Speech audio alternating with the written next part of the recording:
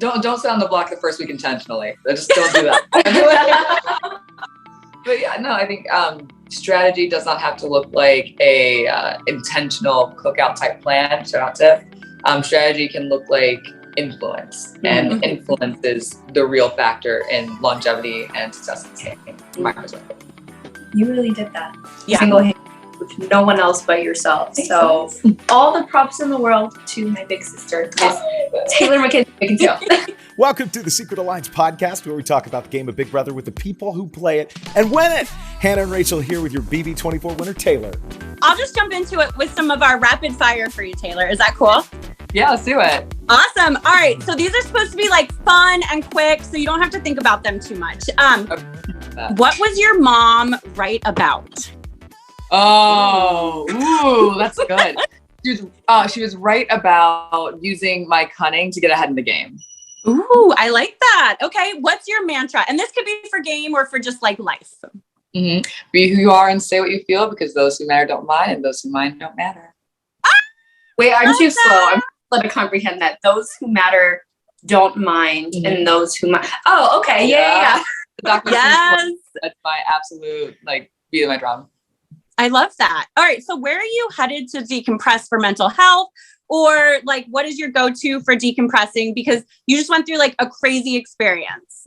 I did go through a crazy experience. And, technically I'm going on a princess cruise to go and decompress since I won that. Love it. If we're going to be real honest, there's a company called Bellessa. They reached out with some really fun adult toys. I wasn't able to decompress in that aspect for a very long time, taken away from me. So, that's it's a pretty good stress reliever. But outside of that, all of those things combined, I'm really looking to go somewhere like a Bora Bora, somewhere where there's beach, but tropical, quiet. I'm an introvert, as everybody knows. I love a really nice, comfy bed. That's what I need. I know we're supposed to be fast, and I'm here are my 3 things that I need. Your corner bed. So a beach and some wine or a cocktail or whatever, right? Yes, I want a Moscow Mule. I want a fresh pina colada. Easy things. Oh, wait, I have a follow-up question. White wine or red wine?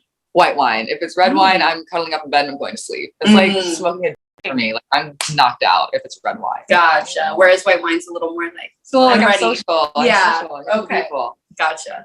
Same. I cannot do a white wine or I can't do a red wine unless I'm at home. But now, especially now that I've aged a little, but white wine, I'm all day. I can hang out. It can be it's like water.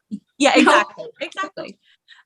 Who are you most competitive with? And this doesn't have to be a game question either, just in life. Yeah, myself, definitely. But I've had to be competitive with myself my whole life. I'm an only child. So, yes. A lot of individual sports. So the most that I could do was train myself to be better against myself. Even in the pageant world. I know, we're supposed to be fast, but I have long-winded answers. No, please. But even in the pageant That's world, okay. This is perfect. Fun. We're having fun. We're having fun. Exactly. So, okay, who taught you to speak? Was this a life lesson? Tuition, just pageant skills? So I've always been chatty with the right people, and I've always loved theater. So I've always been a really good extemporaneous speaker. I've always thrived when I'm on stage.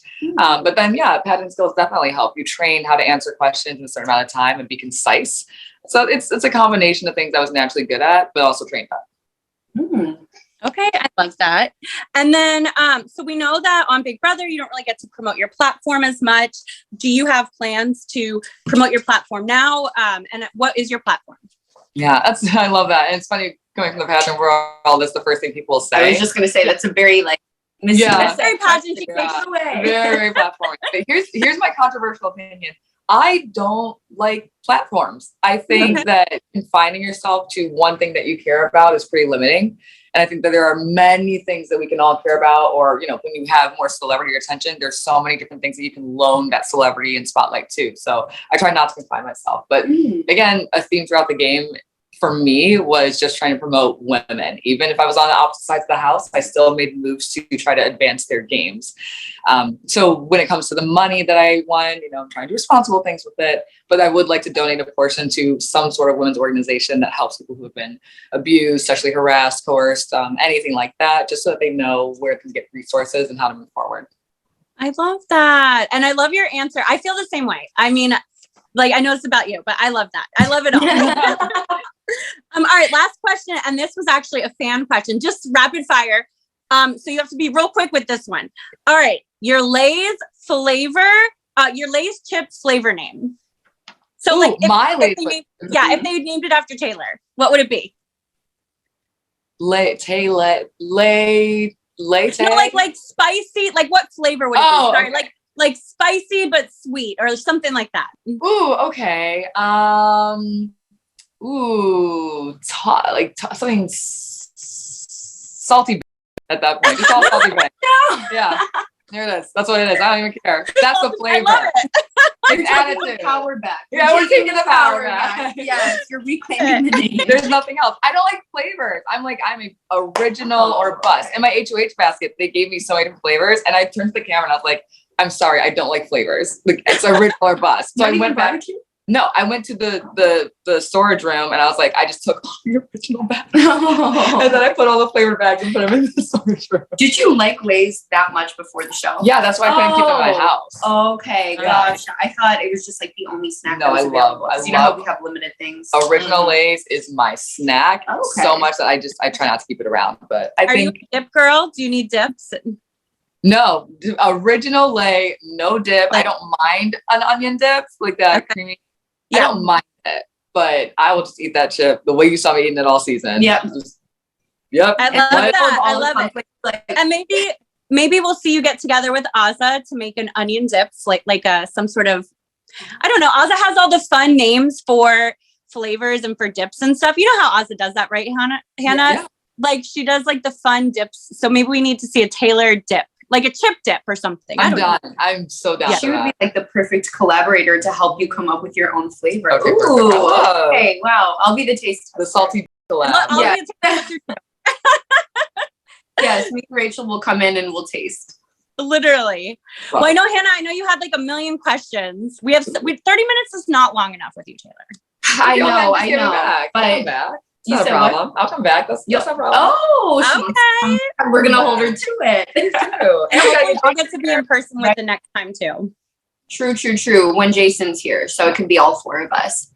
Okay, so one thing that you will learn about me, Taylor, is that my questions are super long-winded, so I have them written down so I don't forget anything. That's a paragraph, but let's do it. Yeah. It's okay. We're here.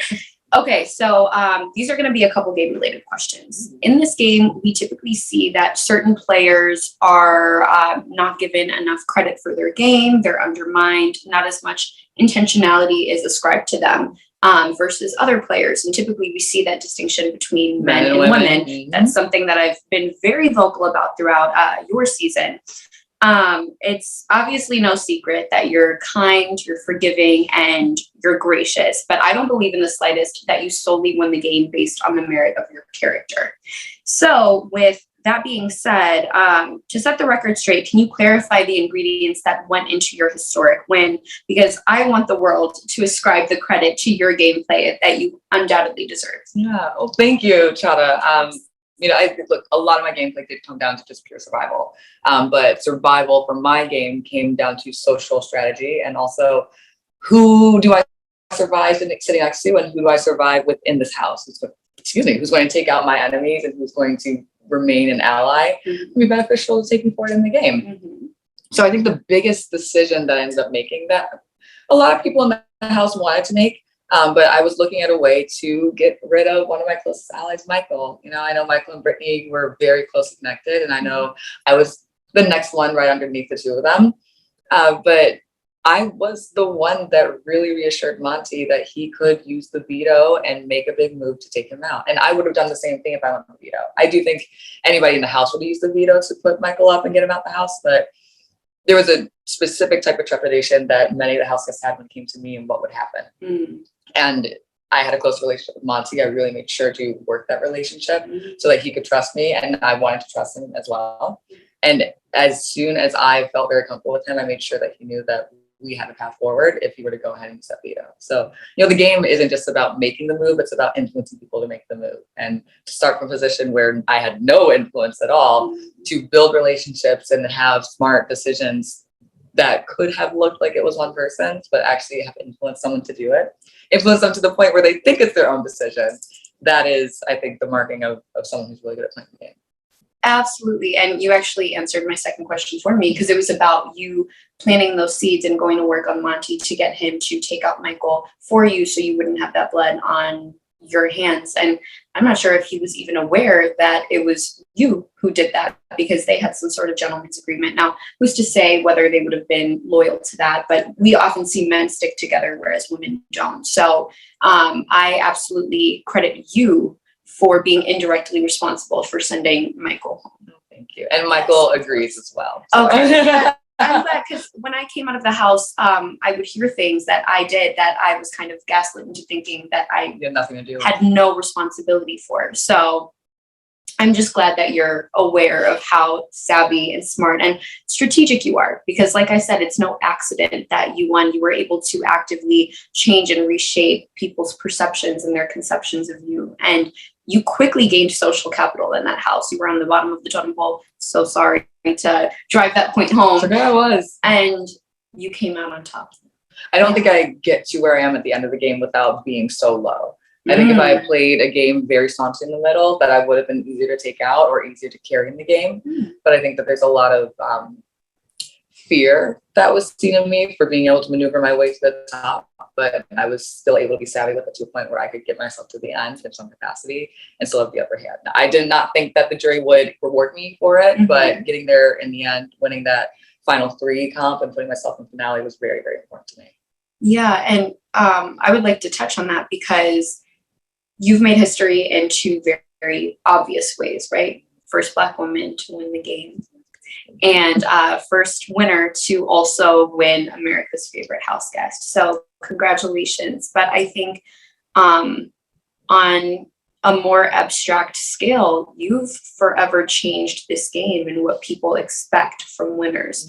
Because for the past however many seasons, we see the Xavier's, shout out to Xavier if you're watching. But we see the Xaviers, we see the Caseys, we see, I don't want to include Jackson Mickey, but who came before him? I don't know. Oh, Cody Calhoun. Like I love that about you too, Taylor. Like my win was all competitions. And when you gave your speech, I was like, oh my God, she's changed the game. This is like a new Big Brother. So yes. Like, it's amazing that you could do that. And like, you really made history in so many ways that I think we haven't even realized yet, because we're going to be talking about this again in 10 years. You know what I mean? Oh my God. And people next year, little girls who are my age, 21, whatever, they're going to be like, I want to play a Taylor Hale game. Or like, as soon as I turn 21 in 10 years, I want to play like Taylor Hale. Oh. So that's just. Don't sit on the block the first week intentionally. Just don't do that. But yeah, no, I think strategy does not have to look like a intentional cookout type plan. Shout out Tiff. Strategy can look like influence, and influence is the real factor in longevity and success in this game, from my perspective. You really did that. Yeah. Single-handedly, with no one else but yourself. So all the props in the world to my big sister, Miss Taylor McKenzie. Government name. Put some respect on her name. Okay, so my second question is, it'll probably be a little quicker to answer, but how do you think the game would have played out for you specifically if the split house twist wasn't a thing? Do you think you would have had a more optimal path to the end?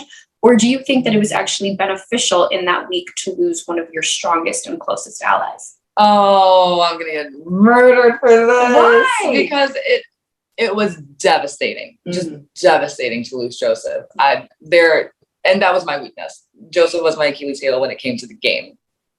And I think with Joseph, he and I played, like our games were very much so aligned, and it makes sense to have that type of person. You want to have your number one in the game. But there's going to be a point where you would have to turn on your number one or go to the end with your number one. And when your game is so similar, the only difference being Joseph was more socially connected than I was, but we made basically the same moves. I just had more confidence. Muscles wear. Disneyland? Don't make me start on Disney. Lost every comp. Anyway, sorry. But it would have been nearly impossible for me to beat Joseph because he had a game that was almost exactly aligned with mine as far as moves go. And he did have the stronger social game. Monty and I had different games, different social relationships, but I think I had a stronger argument. Looking back now, I had a stronger argument for why I should win the game.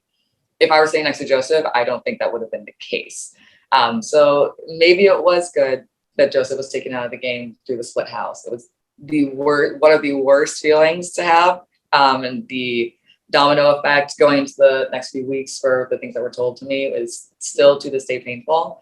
But as far as it goes for the game, he would have been the reason why I would not have had success if he stayed longer. It's very interesting to hear. Well, you heard it here, folks. Sorry. I'll buy you another chain. It's okay. I'll ice you out. Take him on that princess cruise, Taylor. Yeah. Oh, yeah. He's going on the cruise. He deserves a cruise. Aww. Dire Fest. No. If you were in Dire Fest, you deserve to go on a cruise. And he did not lie or turn on me. So yeah, come on, boo. We're going. We're going to Princess. Not the princess with the 7 gold chain. No, I'm yes. kidding. Okay, so Rachel, am I okay to ask another question? Keep going. Okay. Yeah, keep going. I think we have plenty of time. I think so. Oh, okay. Sounds good. So we're sort of rerouting to a more social question, and I'm sure you've been asked this question so many times, but since I'm sitting next to you, I would love to have this conversation. Okay, so using your words and your craft, you in your final 2 speech, which will go down as one of the most memorable and iconic calls to action, because that's exactly what it was. In your final 2 speech, you did not leave the jury any room to come up with a reason as to why they shouldn't vote for you. You were able to, I just don't even, you have the gift of gab. Like, I have never seen anyone have the gift of gab before. I was like, who is this superwoman? Who I need to like shadow her or be mentored by her. But something that really, really resonated with me and it made me so emotional was you said the person sitting next to me has more blood on his hands, but I have bled out the most, and I've continued to bandage myself back together again week after week, 6 times to be exact. Correct me if I'm wrong, right? That's right. And that I'm in the process of applying to med school right now, and I'm trying not to make this about me, but in my personal statement, or in like one aspect of my application, I have to talk about being part of a marginalized group. I'm obviously a Black person. I'm a Black woman. And I think you talked about this in the house, actually. It's a medical myth that seeps into our implicit biases that Black women can endure a higher physical, mental, and emotional threshold of pain. We're strong. We will persevere. We will pick ourselves back up. And therefore, that strength can be abused. So I just got emotional because you could tell that came from the heart, and that really left a lasting impression on me. I never get emotional. I never cry, but I was like, I mean, you cry. I mean, Darren cry. I know. Like the ice queen and like the most analytical, objective person ever. But this isn't even a question anymore, but I want to tell you how much your win means to me and how much it means to all of the Black women that have come before you. Because when I was younger, I most definitely needed a Taylor Hill to watch on TV. I did, because you showed that people who look like you, people who look like me, we can win, we can succeed, we can thrive. And that's not typically shown. So I thank you, Taylor. I love you so much. And I think, again, I was new to this game coming in. I did not have much history with Big Brother. I only watched season 23 as it was airing live. And then I binged watched as many seasons as possible to prep for the game in the few months that I had before entering the game. So I saw this pattern of Black women. It mirrored society, what was happening to the Black women in the game. They were bullied, ostracized, called aggressive, immediately taken out of the game, not given a fair chance. And after seeing the cookout where you had all these different Black people, Black women who were allowed to be different versions of themselves freely, it was beautiful, but I wasn't sure how long that would continue. So I thought, if I can go into this game, I'm already unapologetically myself, no matter where I am. And that confidence was reaffirmed when I had a crown on for 10 months. So that's not going to go anywhere. Yeah. And I thought, if I can go into this game and be myself and reject any notion that I'll have to change or dampen or alter myself, and I can win this game, or at the very least get to that final 2 seed, but I didn't want to do it, I wanted to win. Mm-hmm. It will be acknowledged. All of the pain, all of the trauma, the experiences that other Black women have gone through in this game, I don't want to say will be validated or justified, but it will have led to something. And to be the one to have just stumbled into this and notice that pattern and want to physically, presently be the example and prove the point of all the things that I was saying just by existing in the game. And I'm very much so proving the point to carry all those things all to the end, to be willing to carry all those things to the end and still emerge victorious, literally bandaged and bloody and bruised. I think that visual representation, that visual concept is what people needed to see to understand, okay, now let's break free. Let's see what we all just saw, what we all went through and saw one person carry, and let's use that to better improve this game. So I was able to do the major social impact that I wanted to do in this game. And for as far as it comes to playing the game, I was also impact that as well. So I'm very excited to see how the game will continue to change and alter as we navigate further. I hope we're on an upward trajectory, with Davon and Bailey in season 22 with the cookout. Shout out to Azza and Tiff. They're at home right now. And then with you, I just hope that we are able to expand our preconceived notions about what a Black woman should look like, should act like, should sound like, should cater to this person, should cater to that person. And, there was a very specific thing that I realized I was doing early in the game. Mm-hmm. Amira that's not a girl you want to mess with. Mm-hmm. And I saw that the second she walked across the grass. Mm-hmm. I knew if I'm glammed up, I got the big hair, I got the bright dress and some heels on, what is this girl doing? Wearing some casual outfit with a ponytail. I'm like, And she had a little smirk in her memory wall photo. I said, this girl is something to watch. I got my eye on her. You said she's devious. I said she's smart. I said she's going to do well in this game. Mm-hmm. I noticed people calling Amira a threat in the game. And I was saying it myself. And it was very important to me that I didn't want to be a hypocrite. I didn't want to intentionally say, I'm coming here to defend women, to defend Black women, to change the narrative of how we're perceived in the game. So if that's the case, who am I to call another Black woman a threat over and over? Mm-hmm. And I saw that being echoed throughout the house. So I started telling people, I'm not going to call her a threat anymore. And it's important that we don't call her a threat. Call her a competitor. Mm-hmm. Call her a player. Do not call her a threat. Mm-hmm. Because I'm not going to perpetuate those stereotypes on us anymore. Mm-hmm. I want to change that narrative. And I hope that just a small step in changing that language is impactful. I think you made large steps on many Taylor Mackenzie Tail. Put some respect on her name. Yeah. And I also love that you were able to get all the women behind you. I thought that was so inspirational because we don't usually get to see women voting to elevate other women in this game. Unfortunately, I say it every year. I'm like, I don't know why we can't have an all-girl alliance, but we haven't. But in your vote, you had every single woman was rooting for you, fighting for you. And I thought that was so inspirational as well. How did you do that? I don't know, I don't know what I'm trying to ask, but it was just so cool. It was amazing to see that, Well, I think about the beginning of this game when I was from day one, cast as a guy's girl, someone who does not want to work with the women, which is hilarious because literally my intro package, I'm like, we're going to get the girls all together. We're gonna do it. I won't start it because then I'll get a target on my back, but we're going to get it all together. So to have the women, I think specifically Paloma and Alyssa to just really push me out from the very jump and say and Jasmine, not to say she's not for us. She's not for us. We do not want to mess with her. I think the arc overall to get to where we were in the end is what was so important. And I felt like a failure because I couldn't get Brittany there too. I felt like a failure because I couldn't get Alyssa there too, even though she was a target of mine for a little bit. I the goal was to have more than one of us there. And I felt so defeated having these two guys who had really great resumes make it to the end. Yeah, I got to final 3 on my own, but the last HOH comp, I lost both 1 and 2. It was really scary because I was afraid that the women would see me as being carried to the end and not respect my ability to get there. And then I was afraid that the jury might swing in a way where they would feel that because I was carried, or however you want to look at it, that they would think the only way you can win this game is if you have a solid resume and you look at the numbers and nothing else in the game. But that's why I was very intentional in my speech, not to try to guilt the women, but to speak honestly about what I was doing in the game.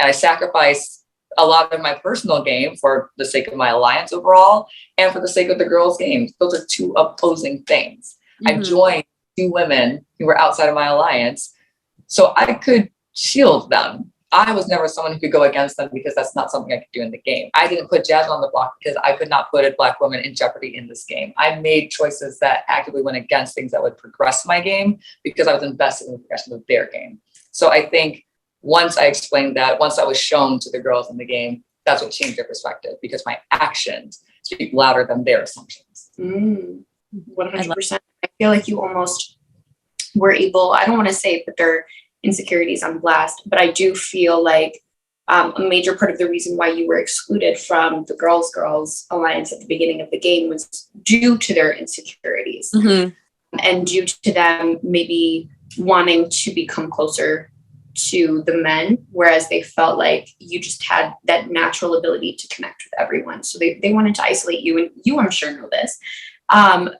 But you almost like turned their insecurities into sources of empowerment. You challenged them. And I mean, I don't know what they were thinking coming into finale, but as a viewer, it could have gone either way, depending on who won the final HOH.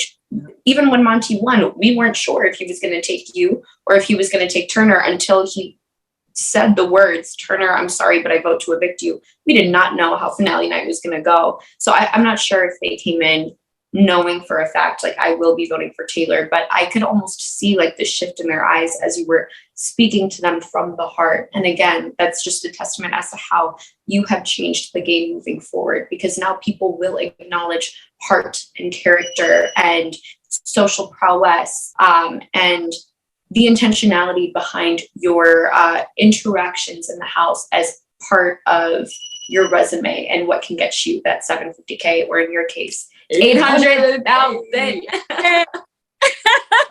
So what's next for Taylor Hale? Well, look, I always wanted to get into entertainment news. So, you know, if ET wants to hit me up, I'd be happy to be content. I can talk about celebrities and reality TV all day until I'm blue in the face. I do have an idea for a podcast, but I don't know if it's best for me because my throat, my voice likes to go out pretty quickly. But maybe I'll trademark the name. It's a really good name, but I don't want to say it in case anyone steals it. But it's a really good name. So I love chatting all things pop culture. I'd love to get in that space. And I don't know, Lays has gotten in the DM. So I think maybe you'll see some cool things from the two of us. But yeah, there's really awesome opportunities. I think I have a partner in mind for Amazing Race if they would like me to join. So I've got some great ideas ahead of me. Okay. That could be. It's Julie Chen. It's Julie Chen, the best. And Taylor, are we going to see you on the Challenge USA? Like, I feel like it's going to be like a year of Taylor Hale. So like, and I'm running the gauntlet in the same way that DX did last year. Honestly, that was too much. That was a lot. I don't know how I did it. I won't say unfortunately. Love Island is not going to be one that I'll be running off to. I think I got a good prospect ahead of me there. Okay. I do have one question. Actually, two. Is that okay? Okay. Funniest memory from the house. Turner breaking the pool stick. Did you guys see this at all? Mm-hmm. Okay. So every now and then the pool table stick. Oh. Every now and then we would like swoosh it. Like you cut the air with it. It makes this whoosh sound. Yes. And Turner tried doing it and it didn't work. Tries it twice. Doesn't work. He flips it upside down. Goes, and he goes to swoosh it and he cracks it on the pool table. Oh no! Here, crack! He just splits it out. I swear, I run inside and I'm on the floor laughing. Monty's doubled over laughing, and everyone in the kitchen, Joseph and company, they're like, "Monty's doubled over. He looks like he's having a heart attack." Taylor, is he having a heart attack? Monty, are you okay? They really thought it was not okay. It was the funniest experience I've ever had in that house. And what's your other one? Well, I was just gonna say, imagine you were laughing because you're like, well, that's one less person. Yeah, I gotta get out. There we go. Bye bye. R.I.P. Big D would always make about like poisoning people in the house, and he like gave me a concussion. No, I said that too. Well, Monty has a routine, so I'd always be like, "You're the easiest person to kill." Like I could put something in your seat, put something in your food, your coffee. Oh, You just want to kill. Put Taylor on a Lifetime movie. Yeah, but I didn't have to kill him. He killed himself off in the end. Oh. His choice. And that's tea. I am died. Okay. My last question for you, Miss Taylor, is if you could play the game again, which I'm not suggesting that you would or that you want to. Give me a break. But right, Legends. let's say it's 7 years from now and they do a legend season and you come back. Which 2 house guests, 1 guy and 1 girl, would you want to come back with and play the game again? And it doesn't have to be from your season. Okay, well, it's definitely one from my season. Michael's coming back. Oh, okay. That's my one guy. Michael's in that game and he's with me. We are doing a double. Like, that is my homie. Oh, I love And that. I've heard of this one girl, Rachel Riley. I think she's like, Oh, wait, who's that? I don't know, but Just kidding. Say that.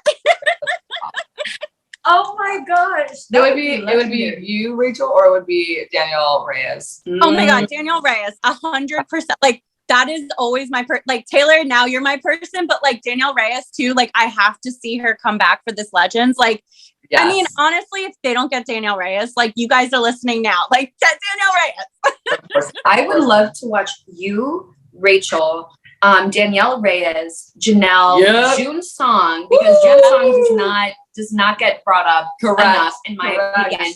Davon, Tiffany, and Oh, let's. you put yourself in there. No, I'm not going to put myself in there. No, we got to be self-aware over here. You're a good player. Wait, there's got to be someone else. There's Vanessa. Oh, Vanessa, Vanessa. yes. I would love to see you 8 on the same. Oh my! Could God, you I'm imagine? terrified. Mind blown. Mind blown. I'm waking up shaking every day. And Right. you know you shake in that house too. I'd be shaking every day. But here's the thing, like you 8 would actually follow through on an all-girls alliance. Oh, we would. because you Literally. like most pro got to work with the girls. But so when it gets down to that 8, I know what first. Ooh. Vanessa's gotta go. I'm sorry. Way too savvy. Way too you gotta go, girl, strategic. immediately. You heard it here first. Yeah, sorry, girl. You out. Yeah. I love it. Okay. Vanessa, don't watch this. We're just joking. Yeah. Julie Chen, give them a call. Make it happen. Right. That's all I have though. Okay. Yeah, same. I mean, I have like a million other things for you, but we don't have the time. We'll have to get together and like all do lunch and drinks. Where are you? Well, I'm in Alabama now, so yeah. Girl. Okay, well, I'll call up my Miss Alabama and we'll hang out and I'll see you and everything. I have a reason to go back to state now, so even Alaska. Yeah. Are you moving to LA? That's up for debate. If my entertainment news job is in LA, then I'll come to LA. If it's remote, I'll find a good place. Yeah, I was gonna say you could probably do remote, but like, why not go to LA at this point, right? I love the sun, but I also love fall in Michigan, so I'm trying to be. Bi-coastal, even though Michigan's not on the coast. I'll just own property in multiple places. How about that? In all 50 states. That's what a smart investor does. $16,000 budget in each state. Yes. Yes, right. Well, thank you so much, you guys. This was amazing. Thank you, Taylor. And honestly, like, I'm so excited for your win. Like, this was so amazing. And like, it was so great to see. Your speech was really, I can't even explain. Like, I know you hear this all day because I watch all your interviews, but that was just like, we were like watching like mouth dropped, like tears, like everything. It was like one of the best moments in television, I think, ever. Like, you don't understand, Rachel. It's to have been brought into this game and told to look specifically at you and your gameplay and the energy that you have. Like, I am just someone who was picked up and plucked in here, and I was like, I'm just supposed to be here to be the hot girl that gives some good fun TV moments, and to have walked away now altering the game, and to now talking to the person that I was told to emulate or just reminded people of. Like, it's full circle, does not even begin to put together. Thank you. That is an honor. No, thank you. But, I did have that other question I was going to ask was, because you kept saying it. So you auditioned for Tar, right? Or you were recruited for Tar? Like, is that how you were cast? Mm-hmm. I was, it was a DM, and they asked me about doing The Amazing Race. And I said, I've never seen it before, but I have seen Big Brother and I really like that. So can we talk about it? And within minutes, we were on FaceTime and I was in the process. Wow. Love it. Okay, that's great. So that's good for anyone watching that wants to be cast on Big Brother. Always mention Big Brother. Oh, yes. You never know. You never know. I don't know. I was in the running for Survivor too. So yeah. Oh my God, you'd be so good on Survivor too. Now, do I look like an outdoor? The answer I is was no. just going to say I no. feel like, but You can do a lot of things. Survivor is about. No. Imagine me in Dire Fest. No. Okay. No. I would love to see Jasmine on Survivor. I think that would be hilarious. Like a different Survivor. That would be fun. Oh my gosh. I know we have to let you go. Thank you. Check out past seasons of The Secret Alliance. We have interviews with so many Big Brother legends on this channel. Those videos are just waiting for you.